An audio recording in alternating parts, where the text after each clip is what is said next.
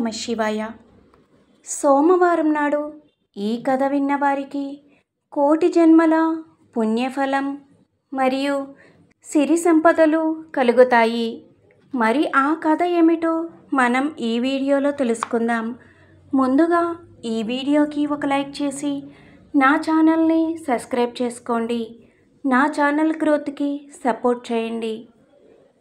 సృష్టికర్త అయిన బ్రహ్మనడిగి సిరి సంపదలు తెచ్చుకోవాలనే కోరికతో ఒక దరిద్ర బ్రాహ్మణ ముత్తైదువ బ్రహ్మలోకానికి బయలుదేరింది. దారిలో ఒక దరిద్రుడు కనబడి, అమ్మా, నా దరిద్రం నీకన్నా దరిద్రంగా ఉంది.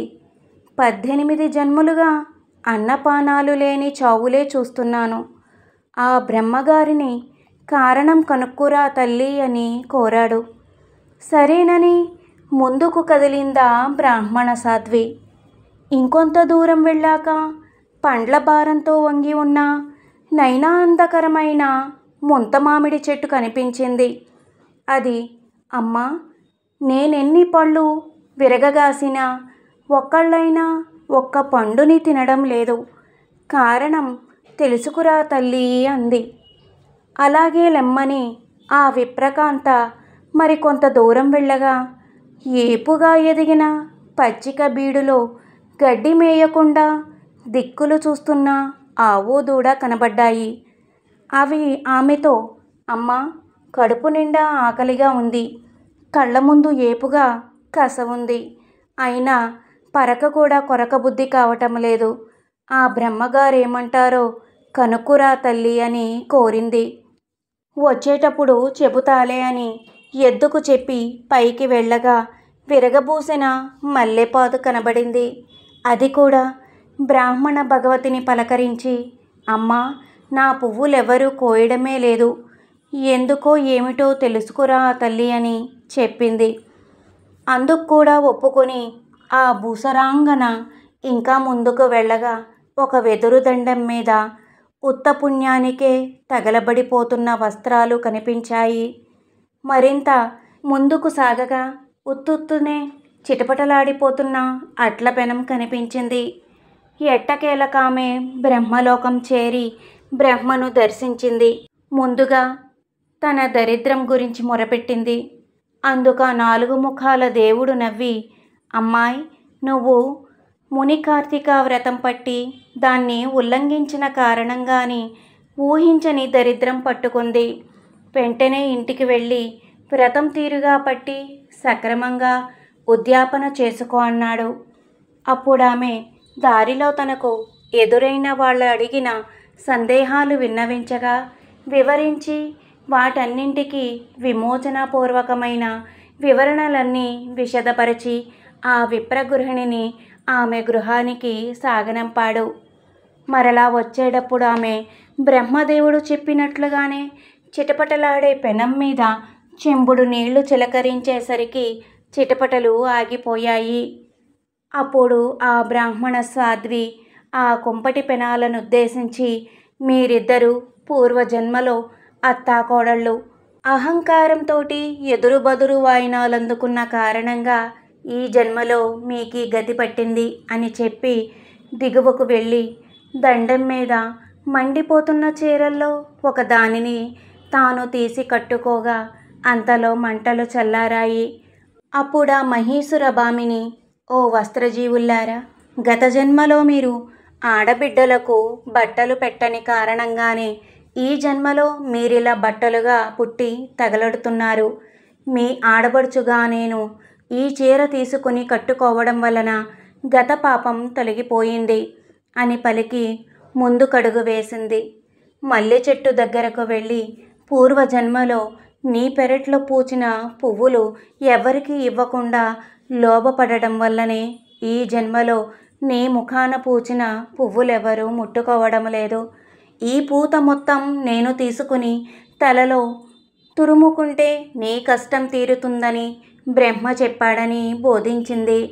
చెట్టుకున్న పూలన్నీ తీసుకుని తల్లో తురుముకొని మళ్ళీ బయలుదేరింది. గడ్డి దుబ్బలో ఆవు దూడని సమీపించి, పోయిన జన్మలో మీరు అత్తాకోడళ్ళు ఇంట్లోని ఆవు దూడలకు మేత నీరు నువ్వేయాలని గొడవపడి వాటి కడుపు మార్చారు.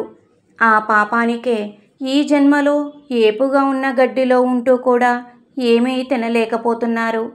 బ్రహ్మదేవుడి ఆజ్ఞ ప్రకారం నేను మీకిప్పుడు గడ్డి నీళ్లు ఇస్తాను, తర్వాత మీరు స్వేచ్ఛగా తినగలుగుతారని చెప్పి అలాగే చేసి తన ఇంటికేసి బయలుదేరింది. అంతలోనే ముంతమామిడి చెట్టు ఎదురైంది. దానిని చూసి ఆ బ్రాహ్మణ ఇల్లాలు, గతంలో నీకు గంపెడు పిల్లలున్నప్పటికీ సంతులేని వారు పెంపకానికి బిడ్డనడిగితే ఇయ్యలేదు, ఆ కారణంగానే ఇలా అయ్యింది. దేవుడి మాట ప్రకారం ఇప్పుడు నేను పండును కోసుకు తింటాను, తర్వాత అంతా కోసుకు తింటారని చెప్పి ఆ విధంగా చేసి స్వగ్రామం వైపుగా కదిలింది. మార్గమధ్యంలో దరిద్రుడు తారసపడగా, అయ్యా, మీరు వేదాంగాది విద్యలన్నీ తెలిసి కూడా ఎవరికి పొట్ట విప్పి అక్షరం ముక్క చెప్పని కారణంగా ఈ గతి పట్టింది. రామనామ జపం చేస్తే నష్టం తీరుతుందని కంజాసనుడు చెప్పమన్నాడని చెప్పి త్వరగా ఇల్లు చేరి మునికార్తిక వ్రతాన్ని పట్టి ఉద్యాపన చేసుకుని పోగొట్టుకున్న వైభవాలన్నీ సిరి సంపదలన్నీ పొంది ఎంతో సంతోషంగా జీవించింది. ఈ కథ విన్నవారికి కూడా సుఖ సంతోషాలు, ఆయురారోగ్యాలు, సిరి సంపదలతో తొలతూగగలరు అని ఈ కథ వివరణ. ఓం నమః శివాయ. నేను శివుడికి నమస్కరిస్తున్నాను. నమః శివాయ అనేది శివుని పంచబోధ తత్వంలో 5 అంశాలతో కూడిన అతని సార్వత్రిక ఏకత్వంగా పరిగణించబడుతుంది. ఓం నమః శివాయ అంటే 5 అక్షరాలు కలిగినది.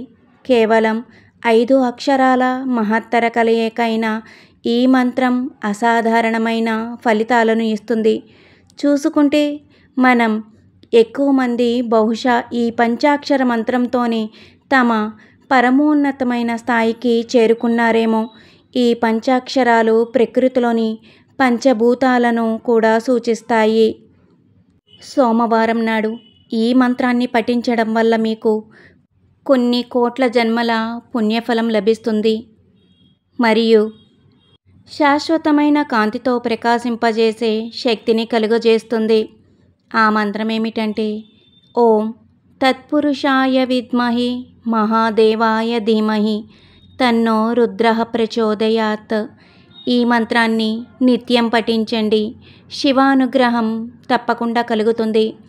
నా ఈ వీడియో కనుక మీకు నచ్చినట్లయితే తప్పకుండా లైక్ చేయండి, షేర్ చేయండి, సబ్స్క్రైబ్ చేయండి. నా ఛానల్ గ్రోత్కి సపోర్ట్ చేయండి.